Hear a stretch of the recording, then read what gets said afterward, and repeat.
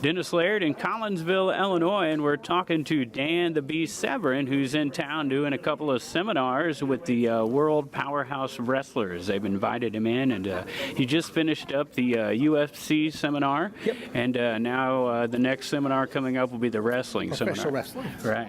Oh, Dennis, I mean, it's, again, knowing that what was coming in, I knew what showed up this morning. When I say that, knowing what their backgrounds were, they're almost all professional wrestlers. So even though I'm doing an MMA-oriented type of seminar, it was a chance to work in that additional 2 hours and to show them stuff that they could still work into their professional wrestling arsenal. So going into seminar number 2, I'm not going to repeat the same things, but I'll elaborate a little bit more onto that. I may have to back up for a couple of the new people that are going to be involved with it, but the rest assured, it'll all be all geared towards professional wrestling, but how to take care of your own body, but then how to take care of the person you're working with. Right. I always tell people I've been hurt far worse in my professional wrestling career than I have been in all my cage fights combined, which is almost a contradiction in terms. Well, I think that's what makes you a little bit different than guys who give seminars, because there's professional wrestlers that give them, and then there's UFC guys that give them, but you can cover both gamuts with your seminars, right? Well, it's how I started teaching in the first place. I've been involved in the sport of amateur wrestling.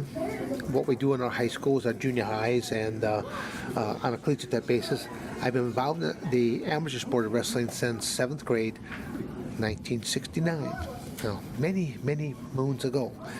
Now, just like at that point in time, I just did whatever the coach told me to do. It wasn't until my freshman year in high school, the high school wrestling coach was also the wrestling coach. I mean, the high school wrestling coach was also the government teacher. And so I was taking a government class my freshman year, and when I went to this classroom, I saw this stack of amateur wrestling magazines, and it was called Amateur Wrestling News. I'd never seen it before. I'm like, Coach, I go, do you care if I look at a couple of these? I go, be my guest. So as I'm thumbing through this magazine talked about, weight cutting for amateur wrestling. It talked about the psychological mindset. It talked about setting goals. It talked about, diet, nutrition, exercise programs, stretching programs. I mean, it blew my mind because up to that point, I was like any other wrestler. I simply did what the coach told me to do. Just mindless, didn't question nothing. I just did it like everyone else. But at that point in time, it opened up my mind that there's so much more to this sport. Well, my coach, wonderful man, he's still alive. He was heavy set built, roughly 5'6", 5'7". He probably weighed 350 pounds, so he's built like a butterball turkey. I mean, as a term of endearment. But he physically couldn't get out there to show you techniques. So if you had the best double leg, you showed the double leg. If you had the best high crotch fireman's carry, you did the high crotch fireman's carry. Severn, you went to wrestling camp this past summer. What did you learn? Well, Coach, I learned this thing called Kratos. Well, teach us Kratos. Well, one hand goes here, other hand goes there. You drive with your head like this, but what does every child ask you? They ask you the question, why? Well, why did my hand go here? Why did my head go here? So when I could answer the question, why, in my own mind, that's when my technique and my career took off for itself. I half the time when I'm out there grappling with a body or something like this, I don't even look at it as a body anymore. I'm looking at fulcrums and levers and principles of leverage, and a lot of times I'll even, as we're just doing a free roll, that there's no striking involved, free rolling, I just close my eyes because literally I can feel muscles firing off, and as I just roll around and they're like going, how are you able to do that? And I go, when you lose one sense, all the other senses heighten. They take over.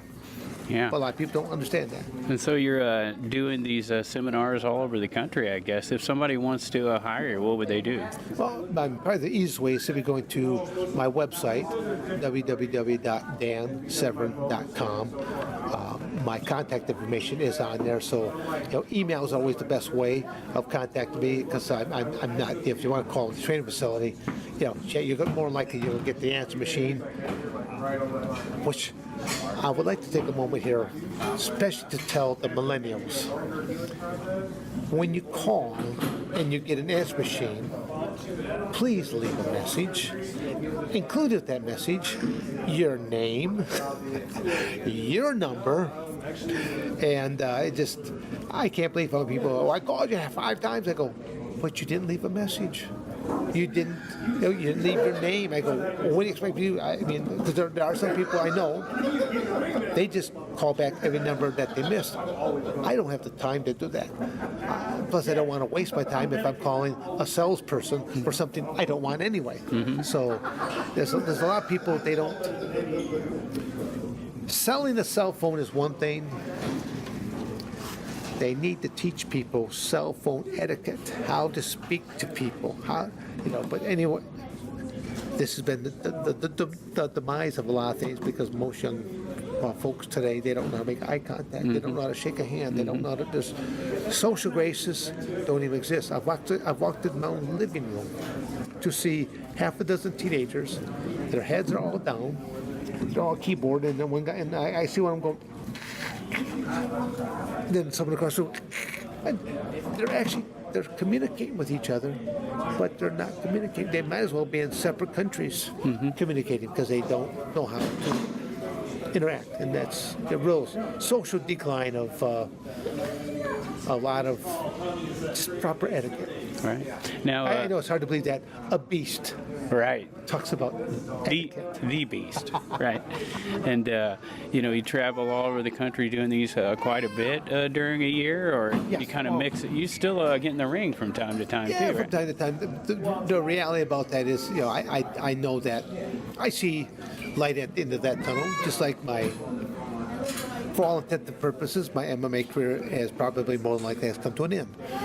I don't wish to go into the ring with any of the young bucks, because I don't have, first of all, I don't have no axe to grind with any of these guys. But then the other reality is that, I'm past my prime. I'm more of an accident waiting to happen.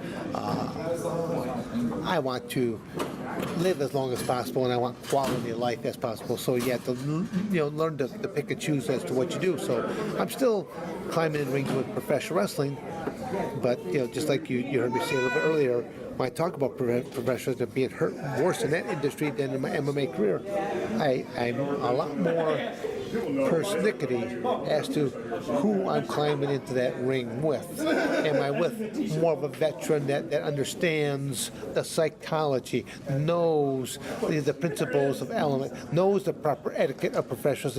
Sure, I don't mind taking on those matches, but for a lot of the young pups that are into that, nope, because they don't get it. Yeah.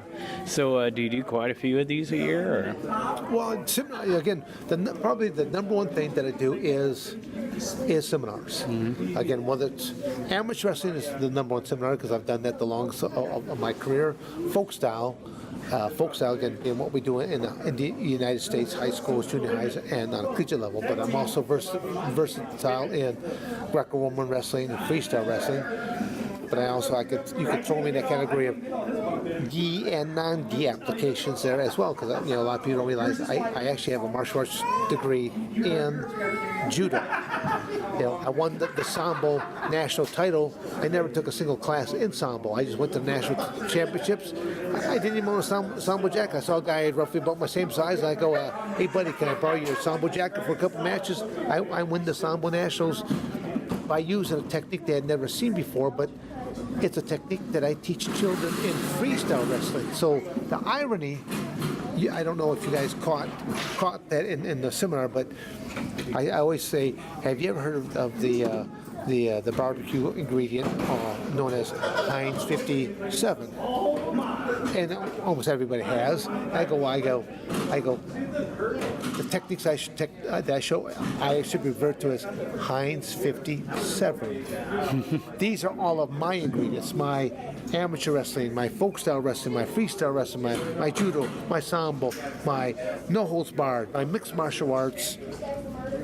what I just do in practice, what I do for my law enforcement, because I also do stuff in law enforcement for officers.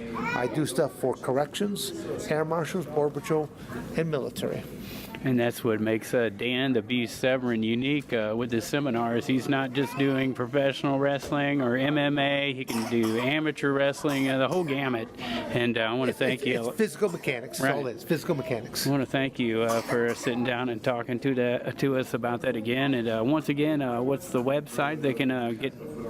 Go to my website, www.dansevern.com. Severn is S-E-V like Victor, E-R-N. Dan at dansevern.com. And you Excuse me, dansevern.com. You search Dan Severn, Dan the Beast on Google. You'll find him. You can, whether you look up as amateur wrestler, professional wrestler, cage fighter, mixed martial artist, or even interesting in interviews. Yeah. Thanks a lot, Dan. Thank you.